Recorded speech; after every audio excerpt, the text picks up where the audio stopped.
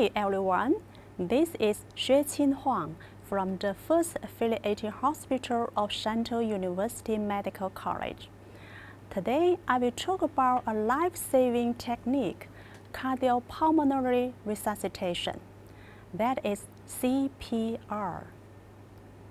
Before we start this section, let's look at a case first.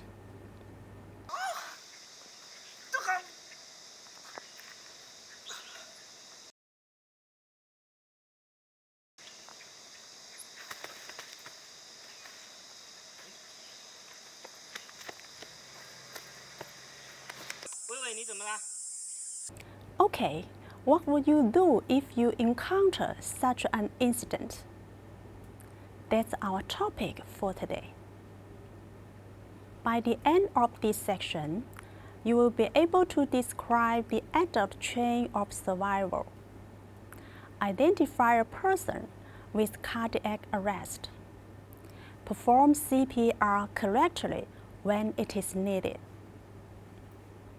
The importance of post-cardiac arrest care is emphasized by the addition of a new fifth link in the American Heart Association and emergency cardiovascular care. Adult chain of survival. The components of 5 links are immediate recognition of cardiac arrest and activation of the emergency response system. Early CPR with an emphasis on chest compression, rapid defibrillation, effective advanced life support, and integrated post-cardiac arrest care. The procedure of CPR including C, A, B, D. That is compression, airway, breathing, and defibrillation. When we confirm the patient's unresponsiveness, we should activate emergency response and get a defibrillator. Then start CPR immediately. Continue for 2 minutes and assess the effectiveness of CPR. Repeat every 2 minutes if it is necessary. Now let's talk about the procedure in detail. Suppose you find someone has collapsed on the floor. First, assess the scene, look around and make sure the scene is safe. Next, check the person for response by tapping or shaking the shoulder and shouting at the same time. Are you okay? Can you hear me? If you do not get a response from the victim, yell for help.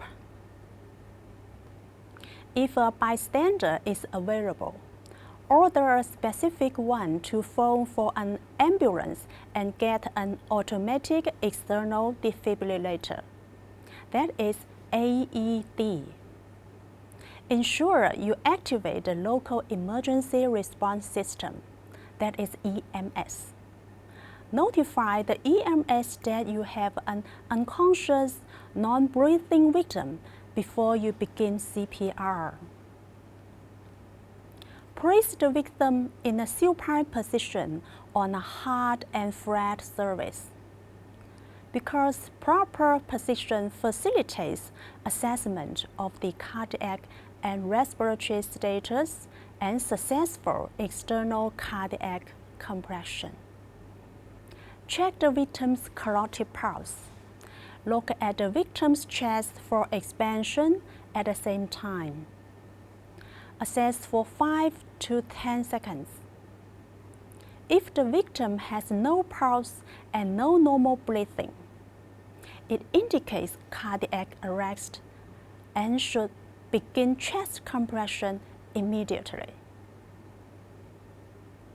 In adults, high-quality chest compression involves a depth between 5 to 6 centimeters and at a rate of 100 to 120 per minute.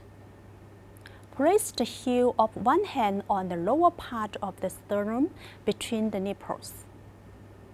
Place your other hand over the first interlace your fingers for support with your arms straight and your shoulders positioned over the victim's chest.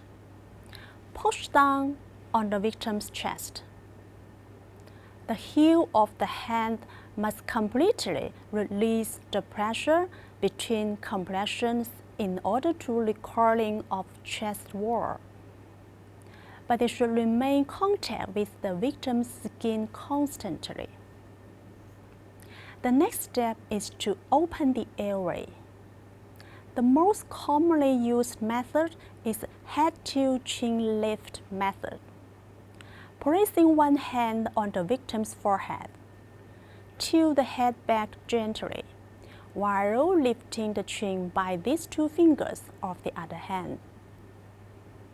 In the event of suspected head or neck injury, the jaw thrust is recommended to prevent secondary injury of the neck. Place hands at the angles of the lower jaw and lift, displacing the mandible forward while tilting the head backward. Then give 2 rescue breaths with back valve device or mouth-to-mouth resuscitation after 30 chest compressions. Each rescue breath should be given for 1 second. Be sure to pinch the nose closed and cover the victim's mouth with your mouth. Look at the chest raised at the same time. Repeat the CPR cycle of 30 compressions and 2 breaths until help arrives. Reassess the victim's condition after 5 cycles. How to reassess the victim's condition after 5 cycles? There are 5 detection methods which we usually take. First, carotid pulsation, which reflects the heartbeat. Second, recovery of consciousness, implying brain perfusion. Third, redness of skin and lips. It means that enough blood pumps out to the peripheral tissues. Besides, spontaneous breathing and pupils contraction also reflect the effectiveness of CPR. If we have 2 rescuers, one rescuer is positioned at the victim's head, while the other rescue is on the victim's right or left side.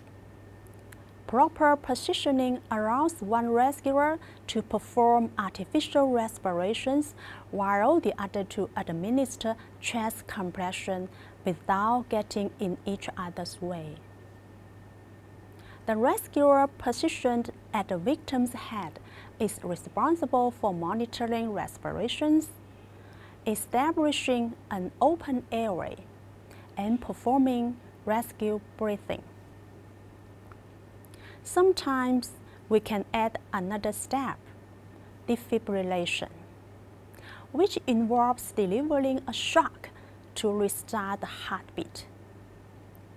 Some public areas have AED on site. Automatic means that it is the machine that decides what to do, so you can't go wrong. And it even tells you through the steps. As soon as a defibrillator is available, turn on the device. Apply the electrodes to the victim's chest. One is on the right subclavian area and the other is to the cardiac apex. So the heart rhythm is analyzed by the defibrillator to determine whether a shock is indicated. Do you know the indication of defibrillation? Yes. In case of ventricular fibrillation or powerless ventricular tachycardia, because there is no pulse, defibrillation is needed. Instruct all personnel to stand clear of the victim before you press shock button to prevent accidental electric shock. After an initial shock, deliver 5 cycles of chest compression to ventilations immediately, and then reanalyze the cardiac rhythm. So far, we have discussed the procedure of CPR. Can you remember them? To recap, when you find a collapsed person, check the responsiveness, activate the EMS, administer 30 chest compression, open the airway, give 2 rescue breaths. Repeat the steps until the help arrives. Okay, well done. That's all for today. Thank you. These are my references. Bye.